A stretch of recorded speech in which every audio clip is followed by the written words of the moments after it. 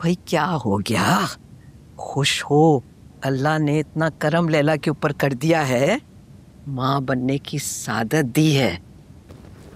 और आप भी तो नानी बनेंगी ना। ये तो नहीं कि कहीं नानी बनने की परेशानी है कि लोग आपको बड़ा समझेंगे। आपकी सोच भी ना औरतों के इन्हीं रिश्तों के गिर्द घूमती रहती है कि वो माँ बन जाए, बीवी बन जाए, नानी दादी, खुद उसकी कोई पहचान ना हो, बहैसियत इंसान वो खुद कुछ ना करे। और लैला, मुझे तुमसे ये उम्मीद नहीं थी कि तुम अपनी सास के कहने पर उनको खुश करने के लिए अपने करियर को दांव पर लगा दोगी। मम्मी, मैंने आपकी बात रद्द की है ना आंटी की बात मानी है। ये सब अल्लाह की तरफ से है। और आपने ये क्यों कहा कि मैं माँ बन जाऊंगी तो मेरी पहचान गुम हो जाएगी? मुझे लगता है मेरी पहचान, मेरी शनाख्त में इजाफा हो जाएगा। पहले मैं एक बीवी होकर भी कामयाब वर्किंग वुमन थी, अब मैं एक बीवी और एक माँ बनकर कामयाब वर्किंग वुमन हो जाऊंगी। माँ बनना तो एजाज है ना मम्मी, और ये एजाज कब मिलता है इसका फैसला हम नहीं करते, बल्कि अल्लाह ताला करता है। शाबाश मेरी बच्ची, दिल खुश कर दिया तुमने। अपनी अम्मा की बातें इतनी दिल पे ना लो। ज्यादा पढ़ लिख जाते इंसान यूं ही खपती हो जाते। और कम तालीम इंसान को जाहिल बना देती है। अरे बीबी, हम जाहिल ही भले। बस तुम अब ऑफिस से इस्तीफा दो और घर बैठ के आराम करो, मैं खुद तुम्हारा ख्याल रखूंगी। लो, सुन लो इनकी बातें। ये तुम्हें बना लेने देंगी अपना करियर, अपनी पहचान। ये तुमसे जॉब छुड़वा के ही दम लेंगी। क्या कैसी माँ है, ये चाहती हैं कि बेचारी बच्ची 2 महाजों पे जंग लड़े, नौकरी भी करे और बच्चे भी। प्रेगनेंसी कोई बीमारी नहीं होती। बीमारी नहीं होती, लेकिन एहतियात जरूरी होती है, खास तौर पे पहले 3 महीनों में। जैसे आज आप जा नहीं रही थी।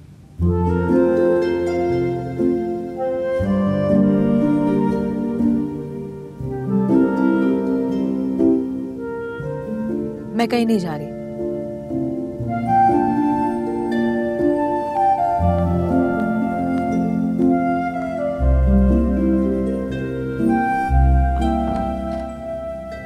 मैं आती हूँ।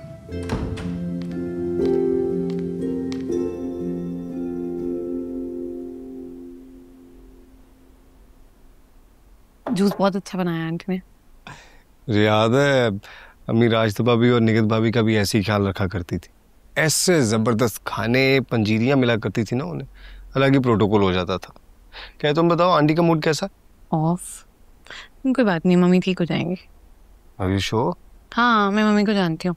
जितना तेजी से उन्हें गुस्सा आता है ना, उतनी तेजी से चला भी जाता है। तुम्हें पता है, मम्मी और आंटी की अभी बहुत बहस हुई है, फुल तू में। मुझे तो लगा था कि सुलह होगी उनके दरमियान।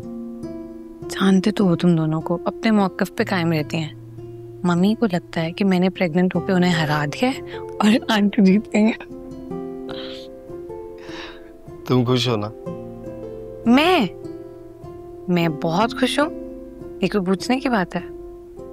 जो भी है, अब तुम्हारे करियर में ब्रेक आ जाएगा, बच्चे की जिम्मेदारी हो जाएगी, जिस्मानी मुशक्कत उठाना पड़ेगी, बहुत कुछ सैक्रिफाइस करना पड़ेगा तुम्हें।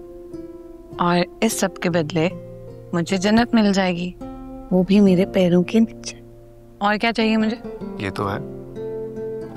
मैं चाहता हूँ कि बस जल्दी से ये टाइम गुजरे और हमारी प्यारी सी बेटी हमारे हाथों में हो।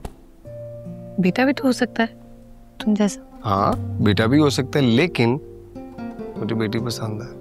तो अगली बार बेटी हो जाएगी, फिर बेटा, फिर बेटी, फिर बेटा, फिर बेटी। कितने बच्चे चाहिए तुम्हें? बहुत सारे। मैं चाहती हूँ हमारे 5-6 बच्चे हों। मैं बहुत अकेली थी ना, तन्हाई फील होती थी, इसलिए मुझे ज्यादा सारे बच्चे चाहिए। फैमिली प्लानिंग वाले तुम्हारे ख्यालात सुन लेना, तुम्हें पकड़ कर ले जाए। फैमिली प्लानिंग वाले तो बाद में आएंगे। अगर मेरी मम्मी ने मेरे ख्यालात सुन लिए, वो बेहोश हो जाएंगी। लेकिन मुझे लगता है कि अल्लाह के बाद बच्चों के फैसले अपनी अक्ल और अपने हालात देखकर करने चाहिए। तो 5।